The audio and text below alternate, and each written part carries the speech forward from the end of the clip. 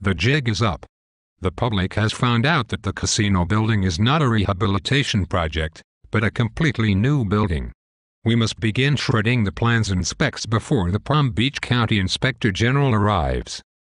Relax, we have the support of the best commission ever. They have our backs. Don't panic, Mr. Director. Oh my gosh, oh my gosh, oh my gosh. We need to flee the city quickly. I am so scared, I am sick. Now calm down. We will get through this mess, just like we get through every other crisis I create. Now calm down. Who told you the public found out that the casino building is not a rehabilitation project? Wes Blackman, that no-count blogger.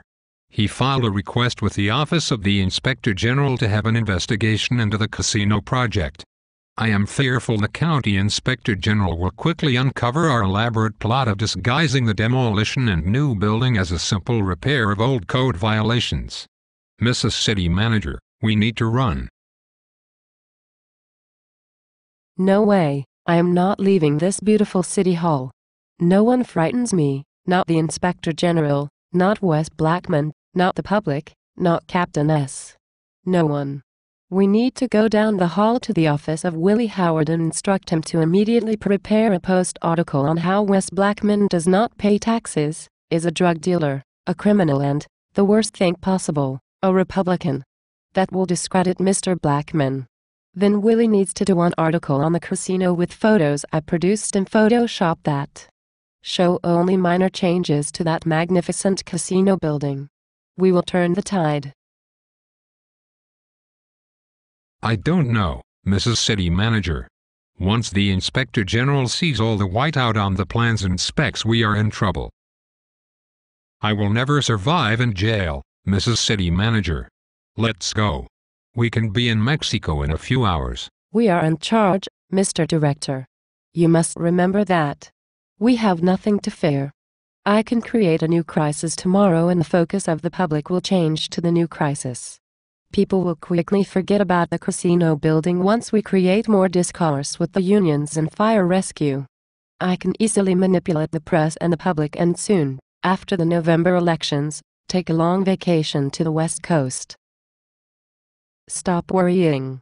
This is nothing. I disagree. We need to shred and run. No running. Maybe a little shredding. I get so confused with all the terminology. Is it a substantial improvement or a repair? Is it new construction or a renovation? Is the value of the repair more than 50% of the value of the building? Do I work 100 hours or 110 hours a week? I'm so confused. The casino project is the simple repair of code violations and a rehabilitation of a magnificent old historic building. My Photoshop pictures will prove it. Now say it with me.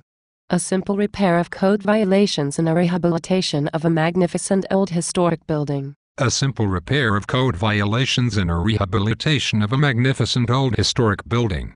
I will continue to repeat this message over and over until it finally sinks in. Thank you, Mrs. City Manager. You have helped calm my nerves.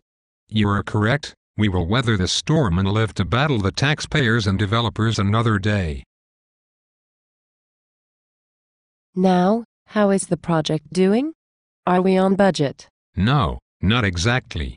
The old remaining building, as massive and glorious as it is, has more damage than we expected. The change orders are starting to roll in.